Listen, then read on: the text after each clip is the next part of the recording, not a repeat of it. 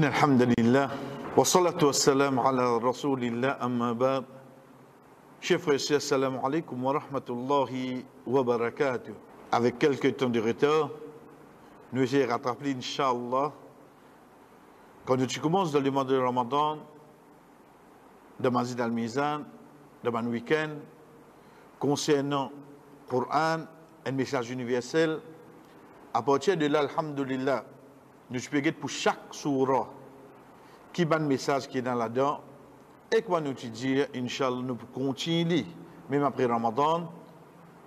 Et là, alhamdulillah, il arrive sur l'heure.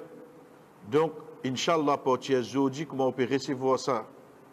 Chaque semaine qui vient, Inch'Allah, on peut gagner une surah, ou bien si arrivé, le surah, les longs, pour diviser en deux, afin que, Inch'Allah, ça vienne le moyen qui nous retourne vers le livre universel et surtout, comment nous fait dire, pour nous capter qui est le message qui est là dans chaque surah, pour que demain, nous connaissons nos livres, nous connaissons les leçons qui est là-dedans, et surtout, comment nous dire, pour qu'ils nous capables d'expliquer les autres personnes. À partir de là, nous commençons, ce qui est avec nous, c'est Surah Al-A'raf. La dernière fois, nous avons arrêté le Surah Al-An'am. Le Surah Al-A'raf, 7e Surah du Coran, qui première quelque chose qui attire nous là-dedans, comment je vous trouve l'écran devant eux, c'est les deux surahs qui finissent descendre un après l'autre. Veut dire Surah 6 et Surah 7. Deux surahs qui finissent descendre un après l'autre. En général, avant qu'ils nous viennent avec signification de Al-A'raf, quand nous peut dire signification, ce n'est pas le mot, mais seulement plus précision, c'est concernant le nom, comment on a ce nom-là et qui était ça. Nous vous trouvons pour une différence entre le bien et le mal, la vérité et le mal. Pareil comme ça même, quand nous peut dire le bien et le mal là, nous pas arrêtons, nous pas contents, nous disons la vérité mentie. Les capables viennent à travers une histoire. L'exemple de un prophète. Quand un prophète vient, quand il amène le message de l'islam, c'est qu'il peut différencier entre le bien et le mal.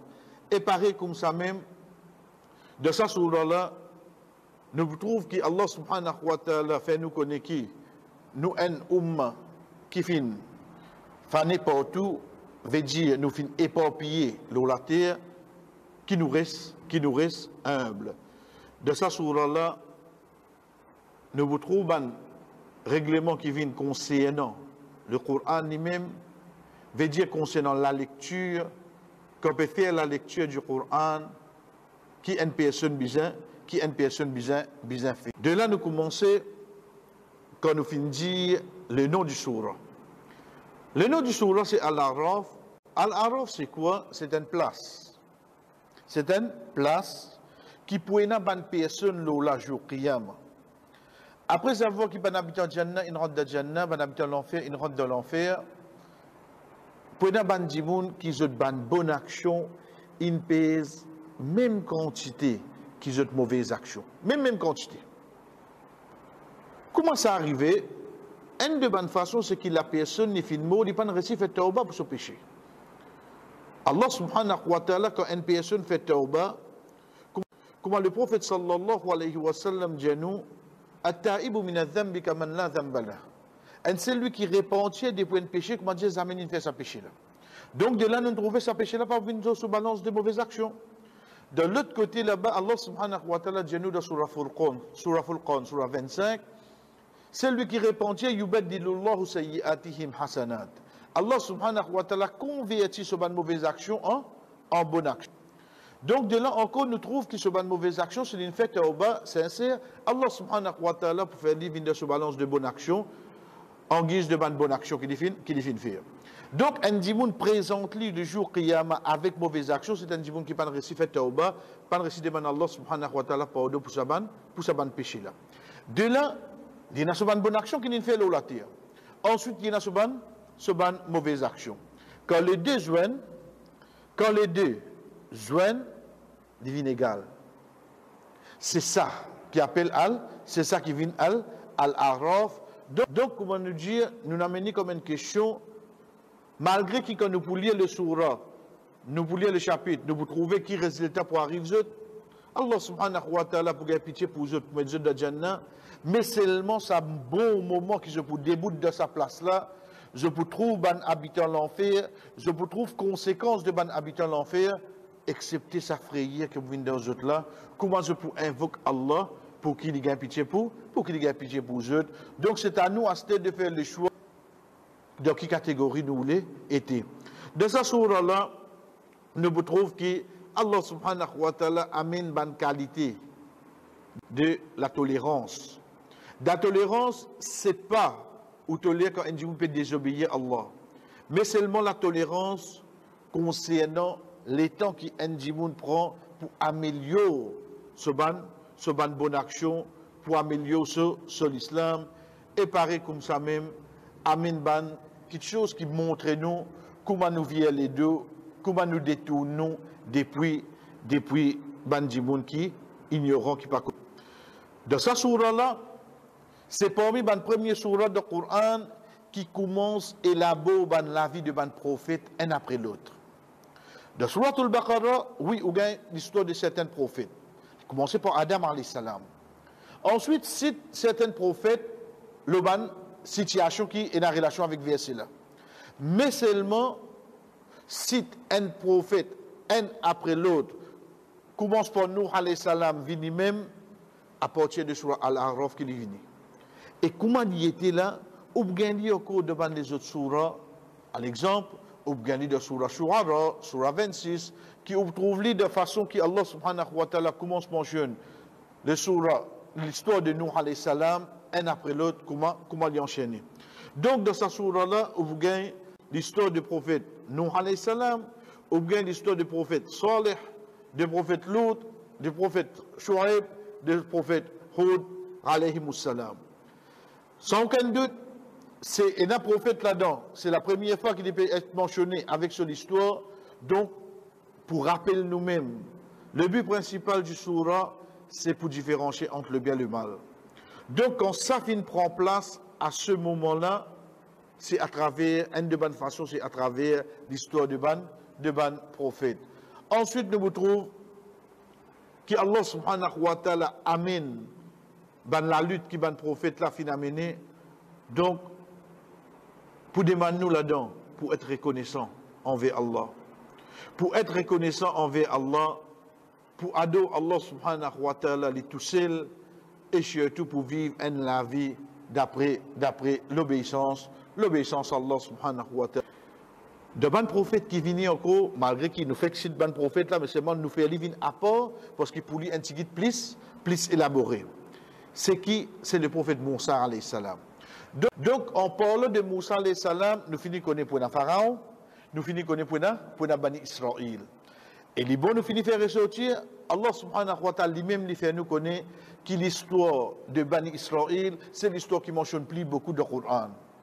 De là, il est clair, si seule l'histoire mentionne plus beaucoup de Coran, les sous-entendus qui c'est des autres étapes qui ont fait faire la terre, qui pourraient n'a plus beaucoup les leçons à tirer. Qu'il y soit pour faveur qui a l'un fait aux autres, qu'il y soit pour autres désobéissance, qu'il y soit pour autres façons qu'ils transgressent la loi Allah. Donc, dans ce surah-là, un des points que vous gagnez, c'est l'histoire de Moussa alayhi salam, Pharaon et Bani Israël. À partir de là, de ce surah-là, c'est la même qui Moussa alayhi salam demande à Allah subhanahu wa ta'ala pour lui trouver.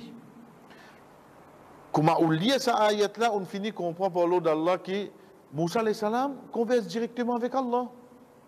On est résumé en place. Adam alayhi salam, il finit cause avec Allah subhanahu wa ta'ala directement quand il est dans les ciels. Moussa alayhi salam, il cause avec Allah subhanahu wa ta'ala directement. Comment dans cette surah-là, fini commence. Montrez-nous. Et pareil comme ça, même mentionné au cours de surah 28, surah Qasas. Rasul sallallahu alayhi wa sallam, quand il fait un miraj, quand il arrive au Sidrat al-Muntaha, Jibril alayhi salam arrête la même ligne continue excepté qu'il Rasul sallallahu alayhi wa sallam, lui aussi, il fait une converse avec Allah subhanahu wa ta'ala directement.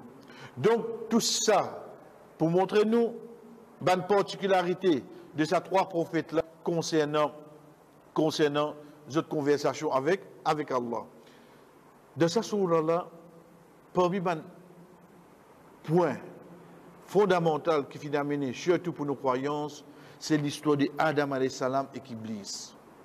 Nous redire, dans Surah Al-Baqarah, déjà mentionné. L'histoire d'Adam alayhi salam, il cite 7 fois dans le Coran.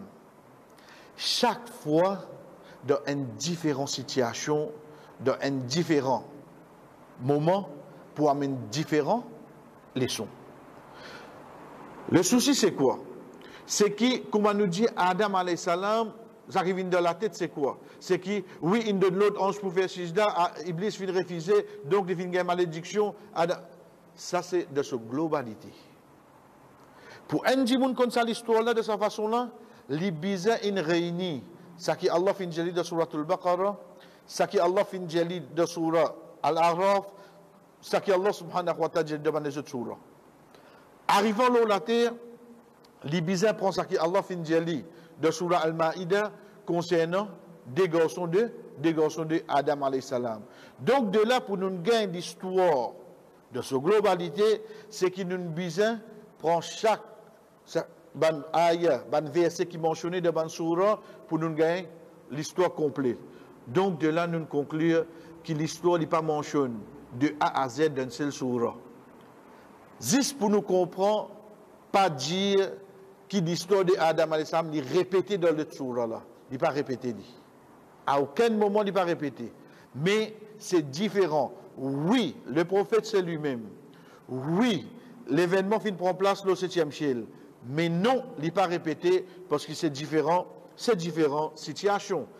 À l'exemple de ici, Allah subhanahu wa ta'ala mentionne, après avoir qu'il finit de l'autre pour faire sijda, dans Surah Al-Baqarah, Allah subhanahu wa ta'ala, quand Iblis finit refuse pour faire sijda, il cause avec nous concernant Adam alayhi salam rentre dans Jannah et il costé avec le pied.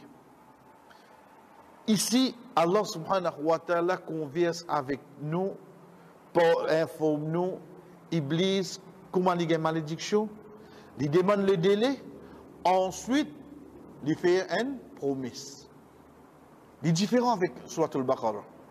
Ici, Allah subhanahu wa ta'ala enseigne nous, après avoir qu'il refuse le sijda, comment il demande le délai. Sa malédiction vient. Ensuite, promesse qu'il fait, qu'il est pour égard aux enfants Adam. De là, nous trouvons sa jalousie qui est claire là. Nous trouvons sa jalousie qui est claire depuis Iblis. Pareil comme ça même, dans la même étape, nous vous trouvons que l'ennemité que Iblis développée pour les enfants Adam. Il n'y a pas une ennemité de un jour, de une semaine. Depuis la naissance jusqu'à la mort. Rasul sallallahu alayhi wa sallam, comme dit à nous, que l'enfant qui prend naissance, sa première pleurée qu'il pleurait là, il n'est pas pleure, la cause pas docteur, une batterie, etc. Non, c'est sa première pleurée qu'il pleurait, c'est l'attaque shaitan, il commençait le lit. Donc ça, c'est juste quoi nous dire, pour rappeler nous-mêmes que l'ennemité de Iblis envers les enfants Adam, n'est pas une ennemité, ça. L'ennemité depuis premier, comment nous dit, nous grands dada fin vini, depuis ce jour-là, l'ennemité la fin commencer. De là, la base qui nous trouvait dans ce surah-là, si Adam alayhi salam, comment nous dire, papa, dada de toute l'humanité, il est arrivé d'une faute. Nous ne comprenons. Humain, pour dans lui, le manquement, la faiblesse, pour dans lui qui lui fait errer. Pour dans lui ça. Sa sourate-là finit près pour nous accepter quand un enfant Adam fait errer. Paix dans la perfection de l'humain, dans l'insan, dans Jimoun, paix dans la perfection. Qui fait? Parce qu'il racine la base. Adam alayhi salam, Adam, il fait errer. C'est pour ça que le Rasul sallallahu alayhi wa sallam, dans un récit, il dit à nous, tous enfants Adam fait errer. Si un dimoun senti il pas fait errer, indirectement, il veut dire les enfants Adam. Parce que la perfection, il pas trouve pour nous. Pareil comme ça même, parmi les petites choses qui viennent de cette sourate-là, c'est la modestie. Allah subhanahu wa ta'ala enseigne nous de cette sourate-là la pudeur, la honte. Montrez-nous gravité de l'indécence. Quand Adam alayhi salam fit coster avec l'arbre, première petite chose qu'il y réagit, fatafiqa alayhima min waraqil jannah. Je trisfeuille, je te couvert, je te les cours. L'indécence commençait. Quand on veut dire commencer ici, pas par plaisir, je ne fais rien. Mais il vient quelque chose de flagrant. De sa sourate-là, Allah subhanahu wa ta'ala enseigne nous être humble, de toute façon manger, de toute façon boire, de toute façon habiller, de toute façon qui te peut alver masjid, qui te met plus bon linge. Donc nous résumons qui de sa sourate-là nous gagne la base bataille entre le bien et le mal. De là où gagne l'histoire de ban prophète qui pouvait quand même de bonne façon qui amène sa bataille là. Nous gagnons depuis sa sourate-là, l'humilité, nous gagnons la modestie et surtout de sa sourate-là, quand nous passons le Bani Israël, nous gagnons l'histoire de les gens du sabbat. À Sabt, c'est bonne personne, quand nous disons bonne personne, là depuis Bani Israël, qui Allah subhanahu wa ta'ala t'y interdit la pêche le jour de samedi, qui je te mette la case poisson le vendredi, pour ensuite je te récupérer les dimanches. C'est de sa sourate-là qui nous gagne sa bonne leçon. Ça en général, du contenu de Surah Al-A'raf, alhamdulillah, on connaît sa bonne histoire, sa bonne point qui est dans de sa sourate-là. Donc si vous besoin concernant sa bonne point-là, vous connaissez vers qui surah vous pourrez tourner. Et à la prochaine fois pour le surah 8, surah Al-Anfal, Inch'Allah. Wa sallallahu ala nabina Muhammad wa ala alihi wa sahbihi ajma'in. Wassalamu alaikum wa rahmatullahi wa barakatuh.